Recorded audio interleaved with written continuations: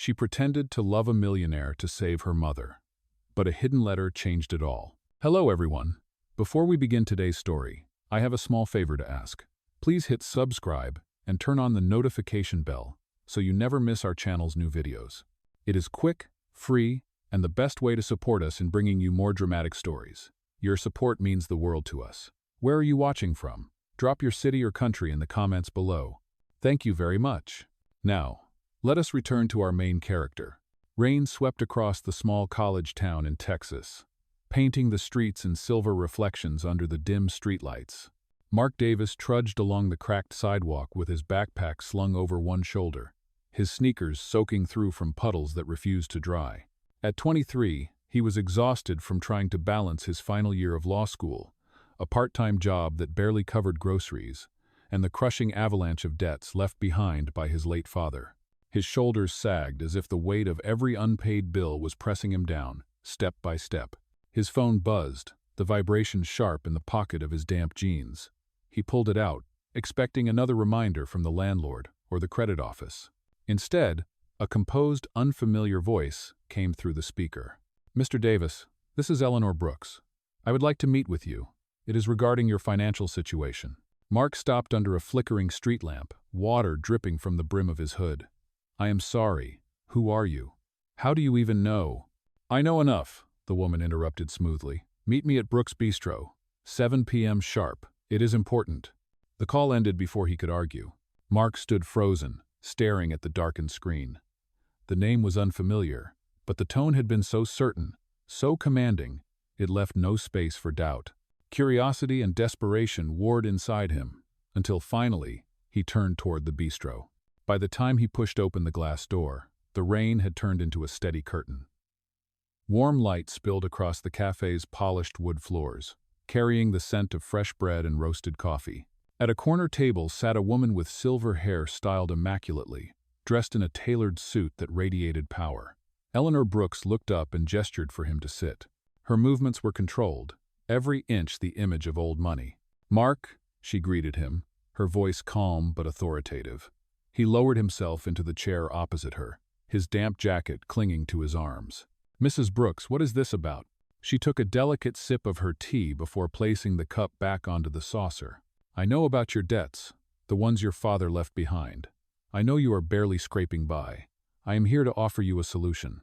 Mark's brows furrowed. "And what exactly would that be?" Her piercing blue eyes fixed on him, unblinking. "Marry me." The word dropped between them like a stone into still water. Mark blinked rapidly, convinced he had misheard. "Excuse me?" "You heard me," Eleanor said, her tone unwavering. "This is not about romance. It is a business arrangement.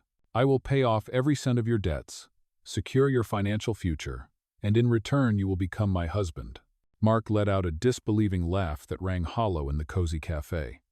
"You are serious? Why me? You do not even know me." Eleanor leaned forward slightly, her expression unreadable. "Exactly. You are young, unattached, and desperate enough to consider this. I do not need love, Mark. I need a companion, someone to share my name, my estate, and nothing more. Think of it as a contract." Mark's chest tightened. This was insane. Marry a 71-year-old woman he had just met, all for money? And yet the faces of his mother and younger sister flashed in his mind. His mother's frail hands trembling as she tried to hide the cost of her medication.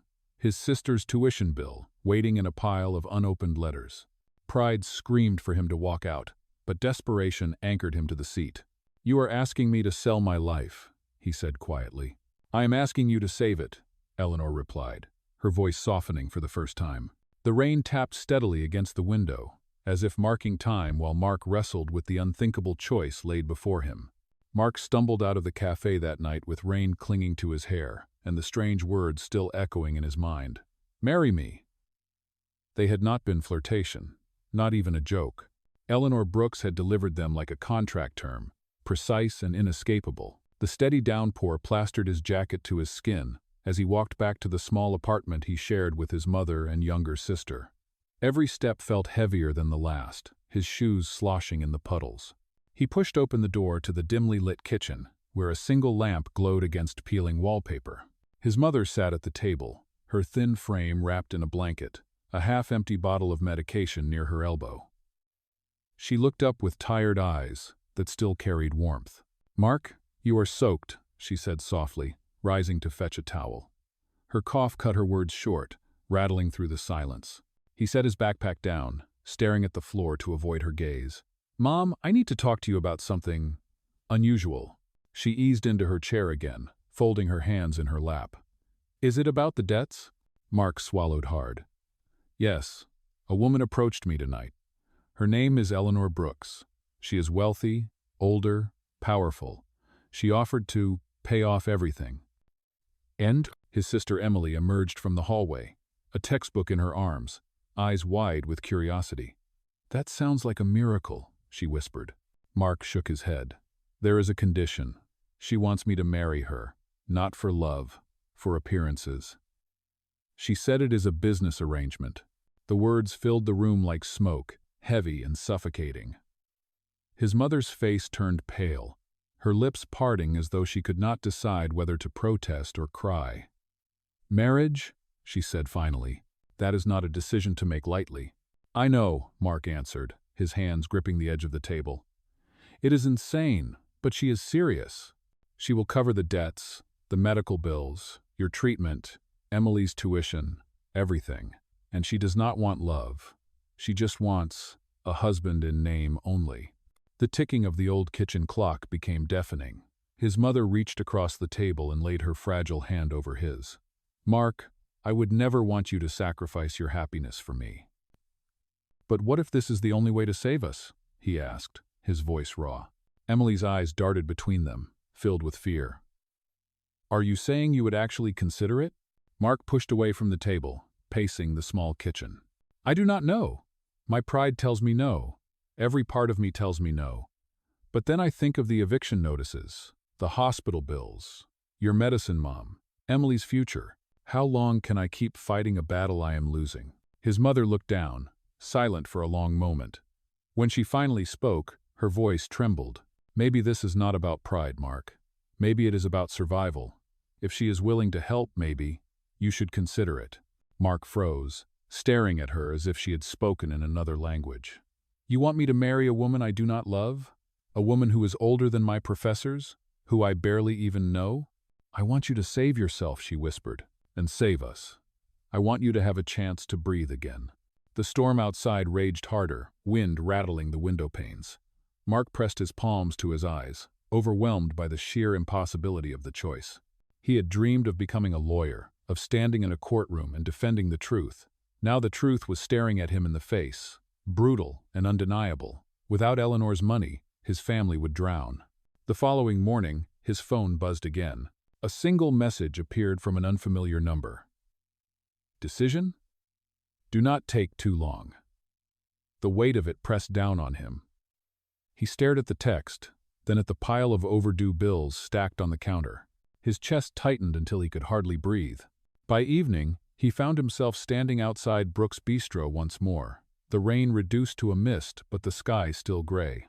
His reflection in the glass looked older than his years, burden etched into every line of his face. He stepped inside, the warmth wrapping around him like a lie. Eleanor was already there, seated in the same corner as before, her posture flawless, her hands folded neatly on the table. She did not look up from her tablet as she asked, "You have decided?" Mark drew a long breath, every nerve in his body screaming at him to walk away. But he pulled the chair out, sat down, and forced the words through his lips. "I will do it." Eleanor finally met his gaze, a faint smile curving her lips. "Good. The arrangements will be made immediately." Her words sealed his fate like a gavel striking in a courtroom. As he signed his name on the contract she slid across the table, Mark Davis felt the ground shift beneath his feet. He wondered if he had just saved his family or sold his soul. The week that followed blurred into a whirlwind that did not feel real. Mark stood in a courthouse in downtown Austin, dressed in a dark suit that Eleanor's staff had chosen and tailored for him. The jacket felt heavy on his shoulders, not because of its fabric, but because of the invisible chains of the decision he had made. Eleanor stood beside him, regal in a silk dress and pearls that shimmered under the fluorescent lights. The officiant read the vows in a flat tone, his words echoing in the sterile room. Mark's voice shook when he repeated them, each syllable catching in his throat. He felt like an actor reciting lines in a play, one where he had not been given a script until the curtain had already risen. When the officiant declared them husband and wife, Eleanor turned toward him with a smile that did not quite reach her eyes. "Welcome to your new life, Mr. Davis," she said, her tone measured, almost clinical. The words sent a chill through him. Afterward, they stepped into a black town car that Eleanor's driver had waiting. The rain had slowed to a drizzle, the city lights reflecting off the wet pavement. Mark pressed his forehead to the cool glass of the window as they drove through the quiet suburbs. The houses grew larger, the fences taller, until finally the gates of the Brooks estate loomed ahead. The iron gates swung open slowly, revealing a sprawling mansion at the end of a winding driveway. White stone columns towered above, and wide steps led to double doors carved with intricate designs. The mansion looked more like a museum than a home. Its windows glowed with soft golden light, yet they felt cold, distant, and unwelcoming. Mark stepped out of the car with his suitcase in hand. The air smelled faintly of wet earth and clipped hedges. A butler appeared wordlessly and carried his bag inside. Eleanor moved gracefully ahead of him, her heels clicking against the marble floor of the foyer. "Welcome," she said, her voice echoing in the cavernous hall. "This will be your home now." The words should have offered comfort. Instead, they pressed down on him like a verdict. Mark followed a housekeeper up the grand staircase, his hand trailing along the polished wooden banister. She opened a door to a guest suite that was larger than his entire apartment. A four-poster bed draped in white linen dominated the room, and floor-to-ceiling windows looked out over manicured gardens that seemed too perfect to be real. "Dinner is at 7, the housekeeper said politely before slipping out. Mark sat on the edge of the bed, staring at the ornate furnishings. Everything was flawless, but the room felt lifeless, untouched by warmth or laughter. He pulled out his phone, scrolled through messages from his sister, and typed a short reply. "I am okay. Take care of Mom." He did not mention the ceremony. He could not find the words. That evening, he made his way to the dining hall. The table stretched long enough to seat 20, but only 2 places had been set. Eleanor sat at the far end, cutting into her filet mignon with surgical precision. The meal had been prepared by a chef he had not seen, served by staff who moved like shadows. "I trust you are settling in," Eleanor said without looking up. "This place is huge," Mark admitted cautiously, his voice echoing across the empty space between them. "Feels like I might get lost." Her eyes flicked up, cool and unreadable. "You will adjust.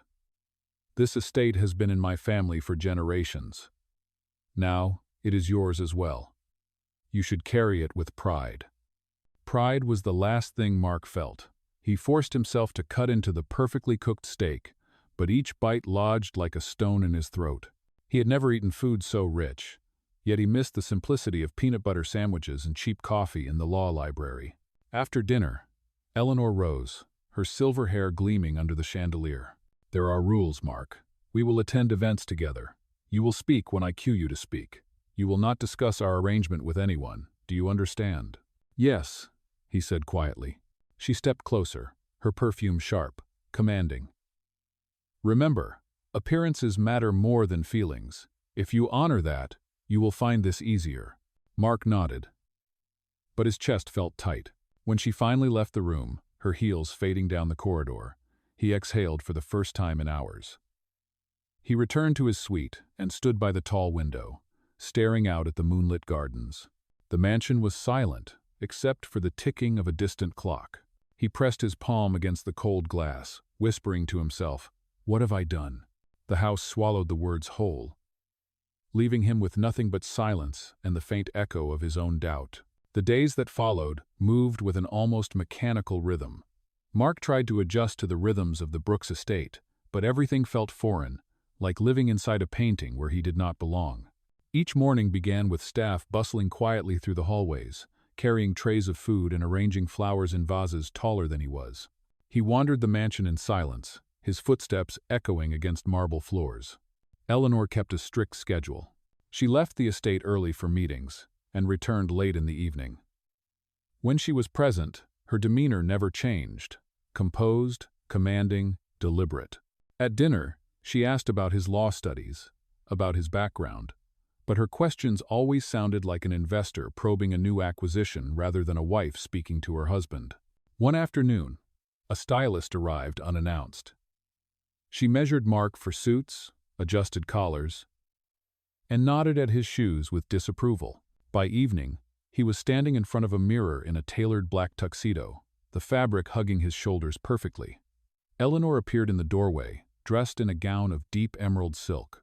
Her silver hair was pinned back, diamonds glittering at her neck. "We have an event tonight," she said. "It is time for the world to see us together." Mark swallowed hard, staring at his reflection. He looked like someone else, a man polished and refined, stripped of the worn edges that had defined his life until now. He followed Eleanor down the grand staircase, the staff watching in silence. A sleek car waited in the driveway, and soon they were driving toward the city lights. The gala was held at a downtown hotel that shimmered with crystal chandeliers and velvet carpets. Cameras flashed at the entrance as photographers called Eleanor's name. She took Mark's arm with the ease of a seasoned actress. "Smile," she whispered through clenched teeth. Mark forced his lips into a polite curve. Inside, the ballroom buzzed with laughter, music, and the clinking of champagne glasses. Men in tuxedos and women in glittering gowns moved in polished circles of conversation. Eleanor guided Mark through the crowd, introducing him with a rehearsed grace. "This is my husband, Mark Davis," she said more than once, her tone smooth and confident. Some nodded politely, others raised their brows, studying him like a puzzle piece that did not quite fit. At one point, a journalist intercepted them. "Mrs. Brooks, may I ask your husband? He is much younger. How did you two meet?" The question was sharp, the smile false. Mark felt heat rise in his chest, but before he could stumble, Eleanor answered. "We met by chance," she said, her hand tightening on his arm. "Sometimes life brings you what you need when you least expect it." "Oh," the crowd laughed approvingly. The journalist retreated, but Mark's heart continued to pound. Later that evening, Eleanor was swept into a circle of investors, leaving Mark momentarily alone near the refreshment table. He reached for a glass of sparkling water when an older man approached, his eyes curious. "You are the law student, correct?" I heard whispers. "Tell me, how does it feel to marry into fortune overnight?" The words cut deep. Mark steadied his hand, forcing a polite nod. "It feels like stepping into a storm," he admitted quietly. The man chuckled, not unkindly. "Then learn to keep your balance. Wealth can drown faster than poverty." With that, he moved on, leaving Mark with the bitter taste of truth lingering in the air. When the gala ended, Mark rode home beside Eleanor in silence. She seemed satisfied, scrolling through her phone, her expression unreadable. Mark looked out at the city rushing past the tinted windows, neon lights blurring into streaks. He wondered if anyone could see the man beneath the suit, or if he had already disappeared. Back at the estate, he returned to his suite and pulled off the tuxedo jacket, dropping it onto the chair. He caught his reflection in the mirror and barely recognized the young man staring back. The exhaustion in his eyes was not just from the evening, but from the quiet fear that he was losing himself in a life that did not feel like his own. Alone in the cavernous room, Mark whispered, "How much longer can I keep this up?" The silence answered him, deep and unforgiving. Mark's life inside the Brooks estate became a strange performance. Each day scripted by rules he had never agreed to but could not escape. He moved from event to event, from carefully curated dinners to staged photographs, never forgetting the terms that bound him. Yet beneath the formality, a quiet unease began to grow. He wondered who Eleanor truly was behind the pearls, behind the icy control that seemed to define her. One evening, after another dinner where the silence stretched longer than the meal itself, Eleanor set down her fork and studied him across the vast table. "You are doing well," she said. "Better than I expected." Mark raised his head cautiously. "Better?" Her lips curved faintly. "You play the part, that is what matters." The words stung more than they should have. He looked away, his appetite gone. To her, he was not a partner, not even a companion. He was an actor, hired to complete a scene. Later that night, restless, he wandered the halls of the mansion. The air smelled faintly of polish and old wood. He found himself drawn to the library, a room lined with shelves that reached the ceiling. A fire glowed low in the hearth, casting shadows across leather-bound volumes. Mark trailed his fingers along the spines until his hand paused on one book that seemed oddly out of place, its cover worn, its edges frayed.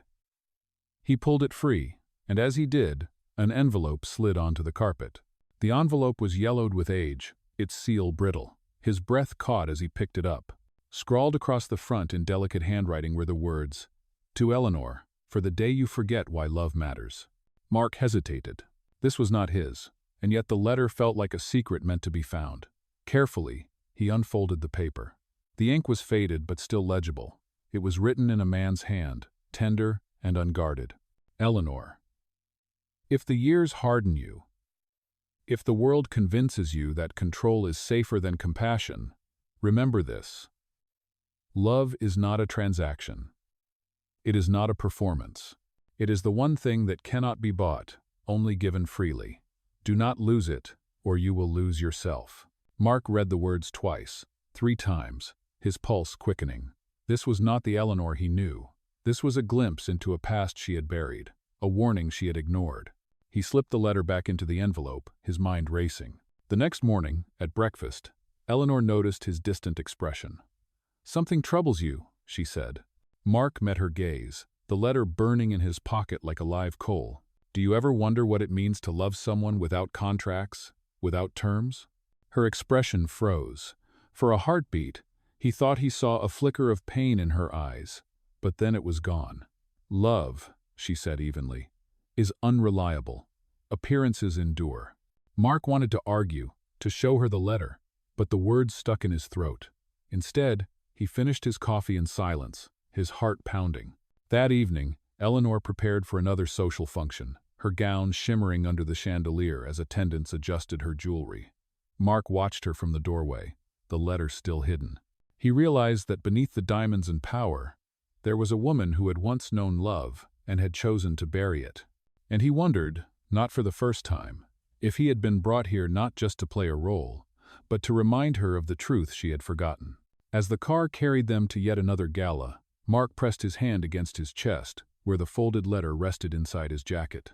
The words echoed in his mind like a vow. Love is not a transaction. For the first time since signing the contract, he felt a spark of defiance. Something was beginning to change, and he knew the letter would not remain hidden forever. The gala that night pulsed with light and noise, but Mark felt miles away from the glittering chandeliers and the laughter spilling across the ballroom. He stood at Eleanor's side, smiling on command, shaking hands with strangers, all while the hidden letter pressed against his chest like a secret heartbeat. Every time he looked at Eleanor, poised and polished, he thought of the softer woman the letter had described, the woman who once believed in love instead of control. During the evening, a charity auction began.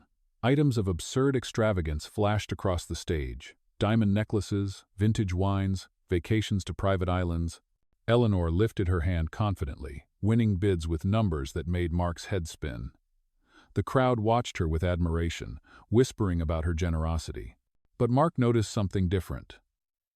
When the auctioneer announced a painting by a local artist, Eleanor's expression shifted. The artwork was simple: a field at sunset, brushstrokes alive with warmth. She bid on it without hesitation. As the gavel came down, Mark caught the faintest trace of longing in her eyes. For a brief second, she looked human, almost vulnerable. Later, on the drive back to the estate, Mark gathered his courage. "That painting," he said quietly, "it meant something to you." Eleanor glanced out the window, her jaw tightening. "It was beautiful. That is all." Or it reminded you of something," Mark pressed gently. "Of someone." Her eyes flicked toward him, sharp and guarded. "Do not mistake sentiment for weakness, Mark."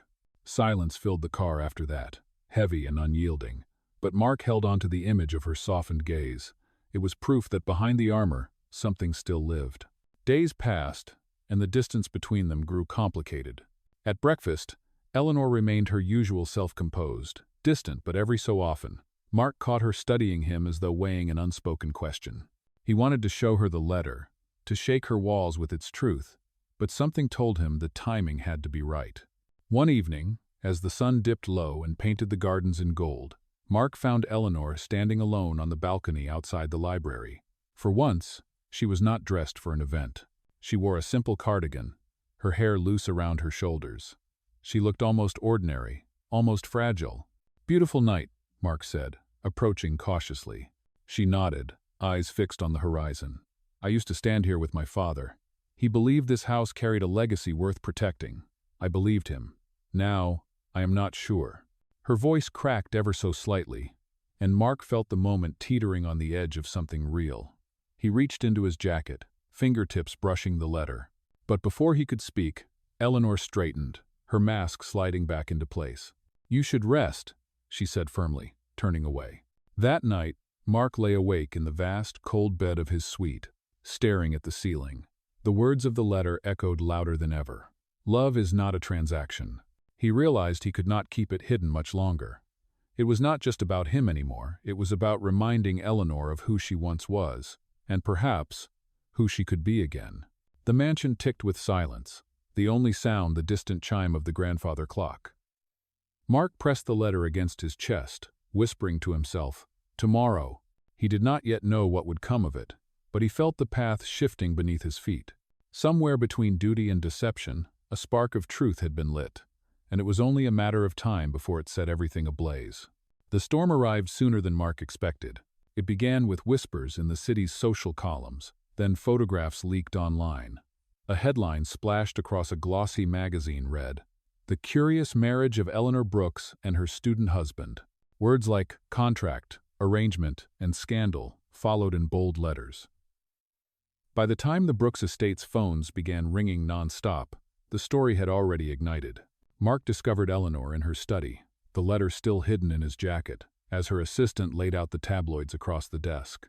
Her eyes scanned the pages, cold and furious. "Who did this?" she demanded. The assistant stammered. "Reporters claim a source close to you. They say the marriage is fake." Eleanor's hands clenched.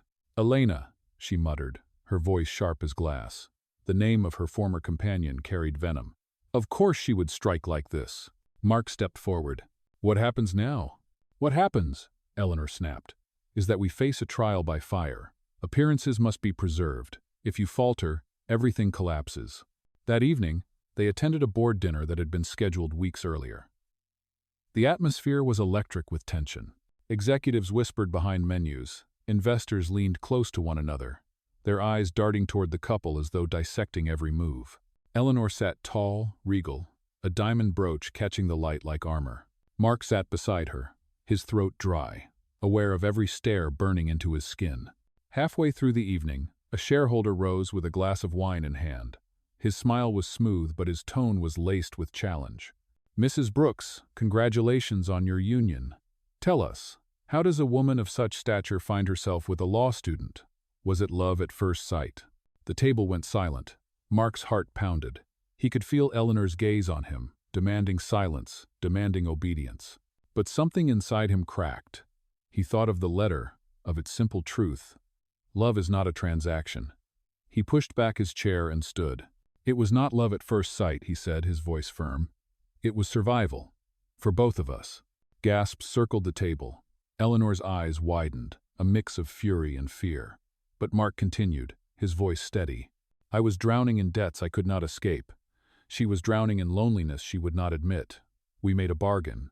And yet, somewhere in the midst of that bargain, I discovered something real, something no contract can dictate." The silence that followed was heavy, suffocating.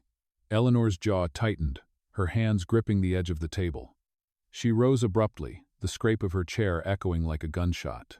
"That is enough," she declared, her voice cutting through the room. The dinner fractured after that, conversations resuming in hushed tones, eyes following Eleanor as she swept from the hall. Mark trailed behind her, his heart hammering. In the corridor outside, she spun on him, her silver hair gleaming under the chandeliers. "You have humiliated me," she hissed. "No," Mark said, his voice low but resolute. "I told the truth. Maybe the truth is what you fear the most." Her eyes flashed with something raw, anger, pain, perhaps even recognition. She turned away, her voice trembling.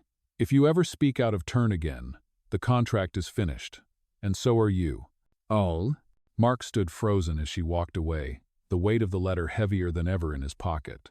The battle lines had been drawn, and he knew the war for both their souls had only just begun. The night after the disastrous board dinner, the Brooks estate was cloaked in a silence heavier than the storm clouds gathering outside. Mark paced his suite, the letter trembling in his hands. He knew it was time. No more pretending, no more hiding. The truth had to be brought into the light, even if it shattered everything. The next morning, Eleanor prepared for a press conference designed to silence the rumors. She stood before a mirror, her diamonds fastened, her gown a polished shield. Mark entered quietly, his expression resolute. "I found something," he said. She turned, impatient. "Not now, Mark. We must be flawless today." But he unfolded the yellowed envelope, the faded handwriting catching her eye. Her breath caught. He began to read aloud, his voice steady, carrying the words into the gilded room. "Eleanor, if the years harden you, if the world convinces you that control is safer than compassion, remember this.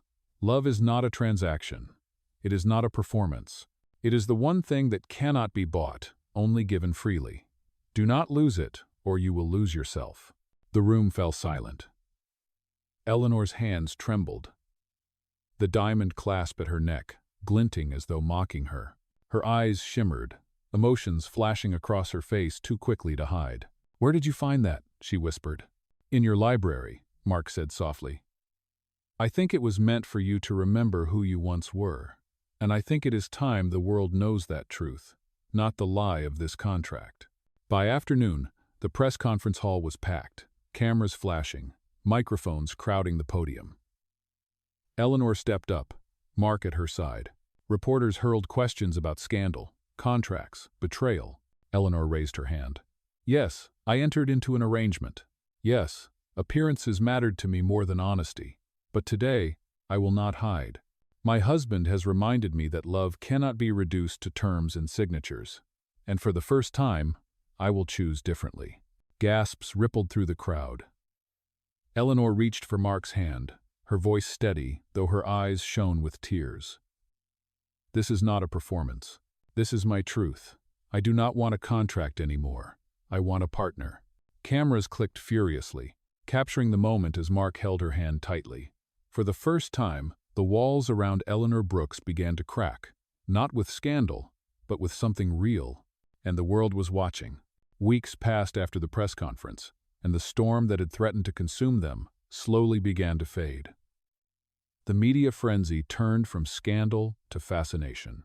Headlines shifted from contract marriage to an unlikely love story. Investors who had doubted Eleanor's strength returned with renewed faith, impressed by her willingness to speak with honesty. But the most profound change did not appear in the papers. It appeared inside the walls of the Brooks estate. The mansion, once silent and cold, now echoed with laughter and conversations that stretched into the night. Mark no longer ate at the far end of the table. He and Eleanor sat side by side, sharing meals as equals. One evening, Mark led her to the library, the same place where the letter had been discovered. A new frame hung on the wall, holding the fragile paper under glass. The words, "Love is not a transaction," gleamed beneath the warm light. Eleanor traced the frame with her fingertips, her voice quiet. "For so long, I thought control was the only way to survive. But you reminded me of something I had buried." Mark smiled gently. "You reminded me too. That survival is not enough without love." She turned toward him, eyes shimmering with something soft and unguarded. From his pocket, Mark drew a small velvet box. He opened it to reveal a ring, simple but radiant. "No contracts, no terms, just us. Eleanor Brooks, will you marry me? For real this time?" Her breath caught, tears slipping down her cheeks as she nodded. "Yes." The ceremony was small, held not in a courthouse but in the sunlit gardens behind the estate. White chairs lined the manicured lawn, roses blooming in quiet witness. Eleanor walked down the path without diamonds or gowns of armor, only a simple dress that glowed in the afternoon light. When they exchanged vows, the words were no longer hollow recitations. They were promises forged from pain, defiance, and rediscovery. As the officiant declared them husband and wife, Eleanor whispered, "This time, it is forever." "Oh." Mark kissed her under the open sky. And for the first time since their unlikely beginning, It felt real. The guests applauded. The roses swayed in the breeze. And the framed letter waited quietly in the library, a reminder that love had survived where contracts had failed. And together, Mark and Eleanor stepped into a future, no longer bound by appearances, but by truth.